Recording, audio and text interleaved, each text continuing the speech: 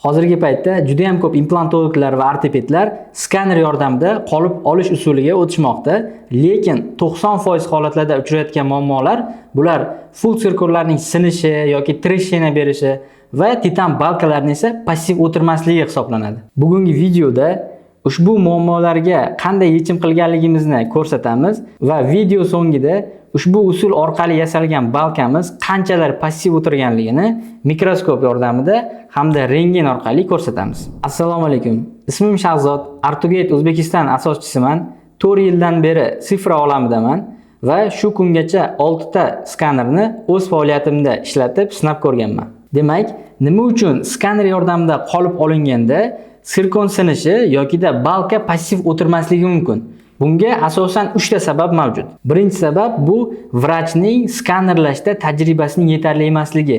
Ya'ni skanerlash paytida turli xil yorug'liklar, ya'ni kreslodagi lampalar yonib qolishi yokida so'lak va qonni to'g'ri kontrol qilmasligi orqali skanerlash sifati tushishi mumkin. Ikkinchi sabab, sizda skanerlash tajribasi yetarli, lekin texnik laboratoriyada esa bu yetarli emas.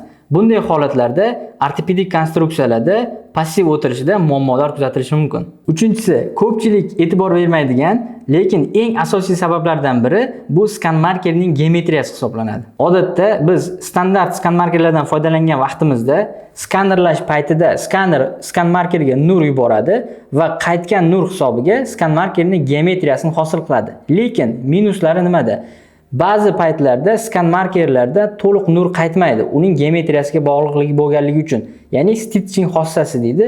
Ushbu nur qaytmagan zonalarda bizda progressiv ko'tarilish boshlaydi. Ya'ni implantning pozitsiyasi to'liq aniq kompyuterga ko'chmaydi va buning natijasida bizda sirkon va balkalarimiz o'tirishida muammolar kelib chiqadi. Ushbu muammolar asosan total reabilitatsiyalarda kuzatiladi. Yuqoridagi muammolarni kamaytirish va progressivlarni minimal darajaga tushirish uchun uzoq muddatli izlanishlarimizda turli xil G-Brazing skan markerlardan foydalanib ko'rdik va bizga eng ma'qul kelgani bu Ultrafit firmasining iskutsiy intellektli G-Brazing skan markerlari bo'ldi. Hozir ushbu G-Brazing skan markerlarni raspakovka qilamiz va birgalikda ishlash mexanizmini ko'rib chiqamiz. Demak, Ultrafit skan markerlarining 2 xil nabor mavjud. Birinchisi A nabor, ikkinchisi esa B nabor hisoblanadi. Bularning bir-biridan farqi ularning vintidagi diametrida. A nabor 1.4 hamda 1.6 vintli sistemalar Megagen, Ostem, BNB kabi sistemalarga to'g'ri keladigan bo'lsa, B nabor esa ularning vint diametri 1.8 hamda 2 bo'lganligi uchun Dentium, Bioconcept hamda Alpha Bio kabi implant sistemalariga to'g'ri keladi. Endi ushbu naborlar komplektida nimalar borligini birgalikda raspakovka qilamiz. Demak, A naborimiz shunaqa ko'rinishda. Ichki qismini ochganimizda, demak, komplektida ishlatish uchun qo'llanma, ya'ni skan marker ishlatish uchun qo'llanma va bundan tashqari qo'shimcha skan kaplar. Mabodo skan kaplar sterilizatsiya paytida yoki qanaqadir holatlarda yo'qolib qolsa, qo'shimcha skan kaplar mavjud va asosiy naborning o'zi. Demak, skan markerimiz shunaqa ko'rinishda, ustida plastik qobiq mavjud. Uni olganimizda ichki, ya'ni to'liq metalik korpusga ega, anchagina og'ir. Ichki qismida G-Brazing skan markerlar turli xil diametrdagi vintlari bilan hamda skan kaplar va bu yerga e'tibor bersangiz 1.6 hamda 1.4 vintlarni qo'shimcha vintlari, mabodo bu vintlar yo'qolib qolsa, bu yerdan olib ishlatish uchun va komplektida bitta otverkasi. Endi B nabor bilan tanishamiz. Demak, u ham A nabor bilan deyarli ko'rinishi bir xil. Ichki qismida qo'shimcha skan kaplar hamda qo'llanma. Nabor o'zi bilan tanishamiz. Demak, nabor ushbu holatda faqat buni rangi qora. Bu ham to'liq metalik, ya'ni ustki qismida plastik qobiq mavjud. Demak, B nabor komplektida xuddi shunaqa G-Brazing skan markerlari mavjud. Bundan tashqari skan kaplar va bir dona otverka mavjud. Demak, ushbu skan markerlar Medit, Shining, Panda va shunga o'xshash barcha skanerlarga to'g'ri keladi. Biz ushbu skan markerlarni Shining kompaniyasining birmuncha budjetli bo'lgan modeli Oralscan 3 Lite modelida sinab ko'rdik. Bundan tashqari Shining Elite modelidagi fotogrammetriya bilan ushbu G-Brazing skan markerlarini точностini bir-biriga solishtirdik. Ushbu skan markerlarni ishlatish ketma-ketligi quyidagicha. Demak, birinchi G-Brazing skan markerlarni og'izga qotirgan holatda Gabrazni skanerlarni faqatgina uchki qismini skaner qilamiz. Keyin skaner qilib bo'lingandan so'ng ushbu Gabrazni skan markerlarini yechib olib, o'rniga skan kaplarni qotiramiz va ularni ham to'liq skaner qilamiz. Va 3-etapda ushbu olgan informatsiya ma'lumotlarimizni ushbu ikkita skanerni, ya'ni Gabrazni hamda skan kaplarni sun'iy intellektga yuboramiz va sun'iy intellekt bizga skan kap hamda Gabrazni skan markerlarini pozitsiyalarini bir-biriga solishtirgan holatda eng to'chniy pozitsiyasini topib beradi. Va ushbu pozitsiyani texnik laboratoriyaga yuboramiz. Texnik laboratoriyaga yuborganimizdan so'ng bizda texniklarimiz ekzakat yordamida ushbu skan kaplarni og'izga сопоставление qilishadi. Biz ushbu skan markerlarni aniqligini tekshirish uchun quyidagicha eksperiment o'tkazdik. Demak, bitta jag'da Oralscan uch Lite hamda Gabrazni skan markerlar yordamida skaner qildik va xuddi shu jag'da fotogrammetriya yordamida skaner qildik. Ushbu ikkita ma'lumotlarni texnik laboratoriyaga yubordik va ikkita modelda bizda balkalar ro'y berishdi. Endi ushbu balkalarni qanchalik passiv o'tirganligini Sheffield test yordamida mikroskop hamda rentgen tasvirlari bilan ko'rib chiqamiz. Demak, bizda ikkita bir xil jag', faqatgina bu Shining Elite fotogrammetriya yordamida qolib olingan. Bu esa Shining Oralscan uch Lite Ultrafit Gabrazni skan markerlar yordamida qolib olingan. Endi ushbu ikkita qolipga ikkita balka yasalgan, ko'rishingiz mumkin. Ikkita balka yasalgan. Ushbu balkalarni endi o'tirish passivligini tekshiramiz. Demak, birinchi balkamiz bu Shining Elite fotogrammetriya yordamida juda ham yengil, passivni o'tiryapti. Endi buni test Sheffield o'tkazamiz. Bir dona vint buraymiz va qarama-qarshi tomondan urib ko'ramiz. Unda umuman balans bo'lmasligi kerak. Demak, bir dona vint qotiramiz. Va vint qotirganimizdan so'ng qarama-qarshi tomonlarni tekshiramiz. Ko'rishingiz mumkin, balkada deyarli balans yo'q, hammasi passivni o'tirgan.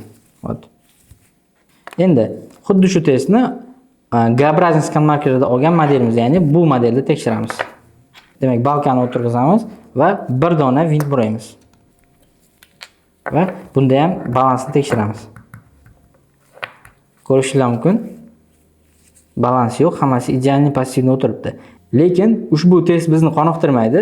Endi ushbu balkamizni analogga qanchalar darajada o'tirganini mikroskopda kattalashtirib ko'ramiz. Demak, bizda birinchi model Shining Elite fotogrammetriya yordamida olingan.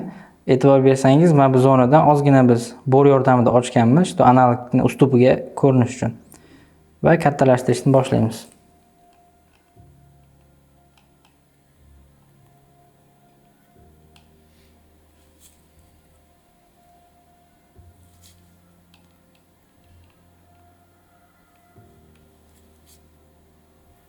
Demak, mana mikroskopni bor kattalashtirishiga qo'ydik.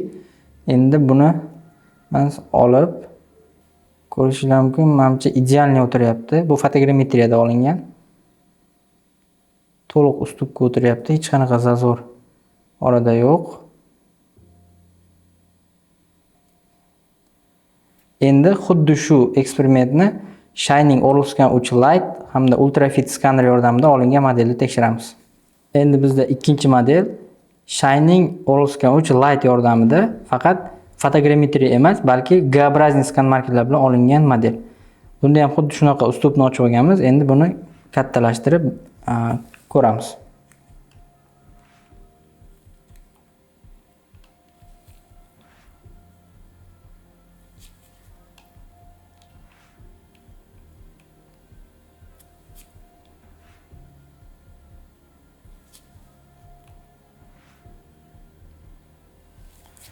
Xo'p, mana bor kattalashtirishga qo'ydik mikroskopni. Endi buni olib qayta o'rniga qo'yamiz. Mana ustupini ko'rishingiz mumkin. Bu ustupga o'tirishi. Menimcha ideal pasatka bo'lyapti. Fotogrammetriya bilan deyarli birga bir. Bu yoqdan